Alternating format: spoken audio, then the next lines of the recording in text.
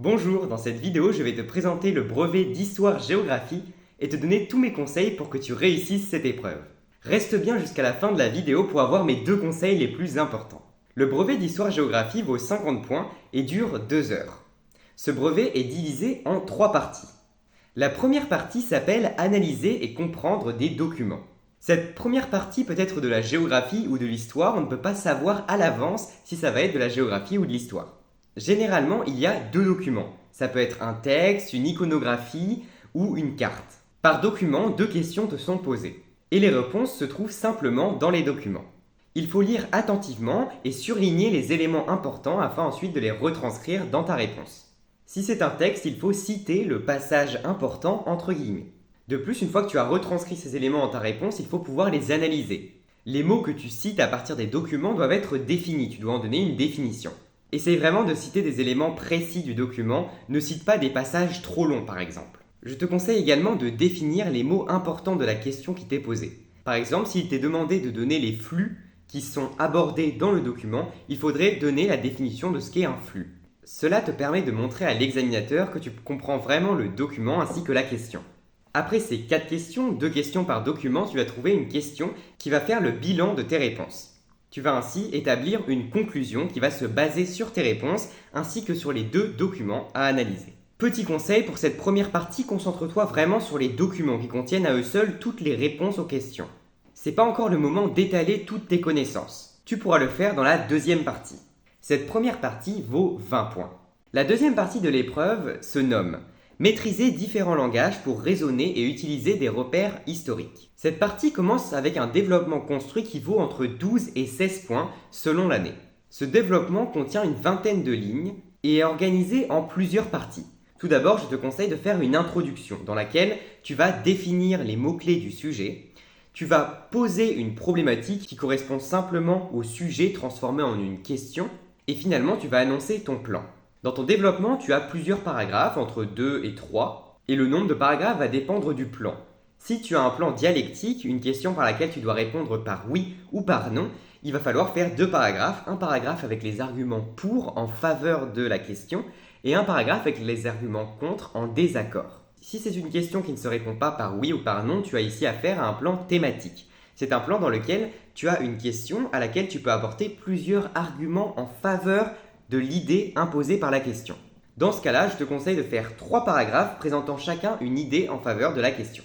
Par exemple, on pourrait avoir la question « Quelles sont les principales caractéristiques du régime mis en place par l'Allemagne entre 1943 et 1945 ?»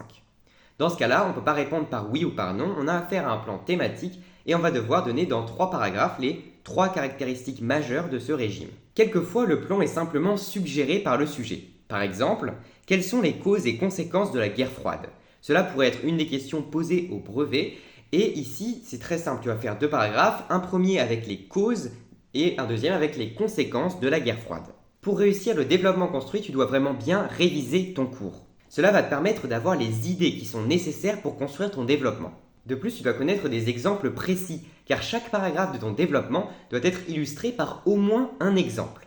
Un exemple en géographie, c'est par exemple une aire urbaine que tu as étudiée en classe. Ça peut être également un espace de faible densité sur lequel tu as vu un documentaire en classe par exemple. Un exemple en histoire est un événement précis dont tu dois connaître la date car tu dois donner l'événement et sa date dans ton développement construit. Pour chacun de ces exemples, il faut absolument le relier avec l'idée de ton paragraphe car l'exemple est là pour prouver ton idée. Pour chacun des chapitres que tu étudies en 3e, je te conseille de faire une petite fiche de révision avec 3 exemples par chapitre.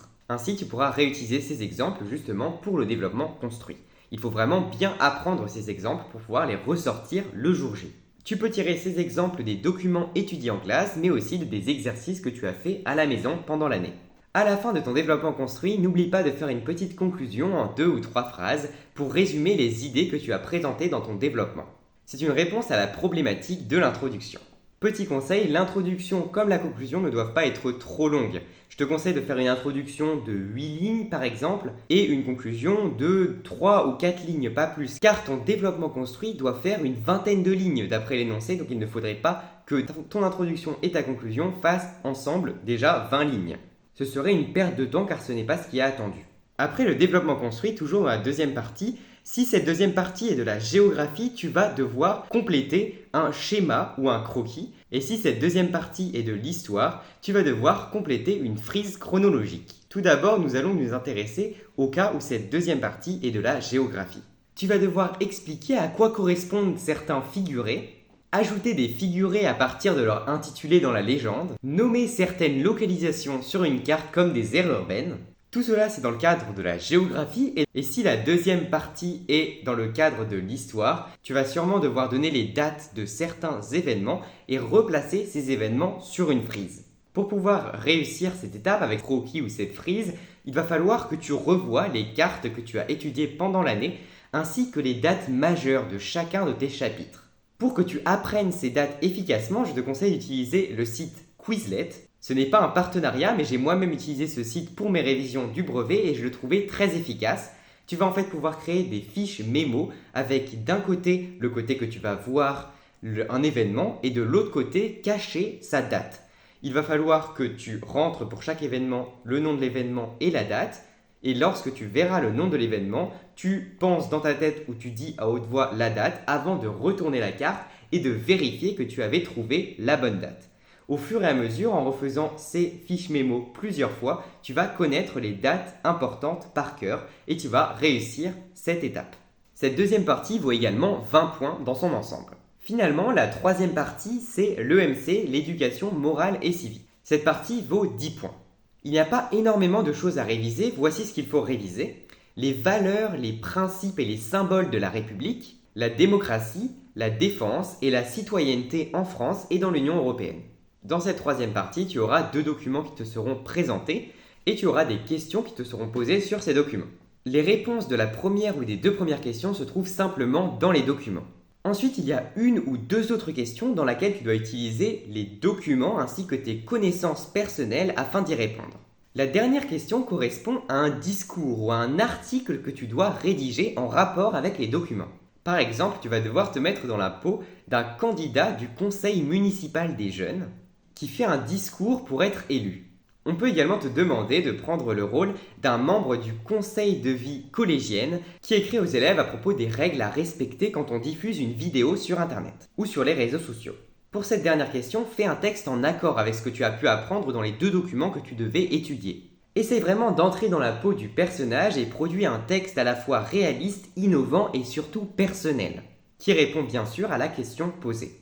Pour finir, je vais te donner 2 derniers conseils qui sont très importants. Tout d'abord, il faut bien gérer ton temps. Prends une montre et regarde-la fréquemment. Accorde du temps à chaque question en fonction du nombre de points qu'elle te rapporte. Ne passe pas plus de temps sur la partie éducation morale et civique que sur le développement construit, qui te rapporte plus de points. Voici le temps que je te conseille de passer pour chaque étape. C'est simplement mon avis, tu n'es pas obligé de le respecter, mais ainsi tu vas avoir quelques repères. Pour l'étude de documents, je te conseille d'y passer 40 minutes maximum. Pour le développement construit, également 40 minutes. Pour le schéma, 10 minutes maximum. Et pour le MC, 30 minutes. Ainsi, en tout, ça fait 2 heures. Si tu respectes ces durées, tu auras tout terminé à la fin de l'épreuve.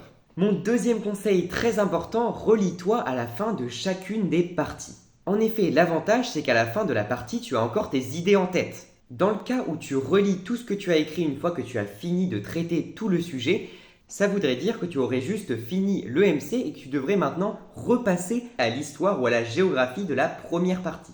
C'est plus compliqué car tu n'as pas toutes les idées en tête, il te faudra un temps pour te remettre dans l'histoire ou la géographie et tu perdrais donc du temps.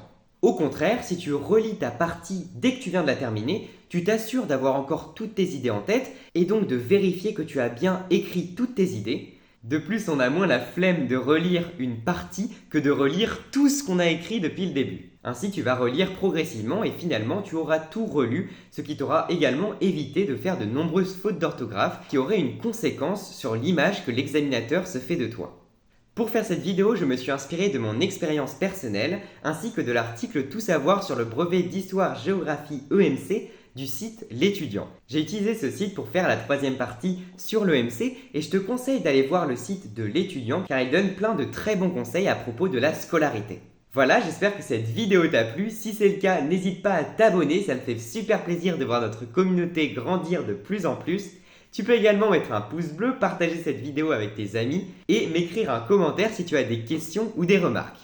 Il ne me reste plus qu'à te souhaiter une excellente journée et surtout, garde confiance en toi. Salut!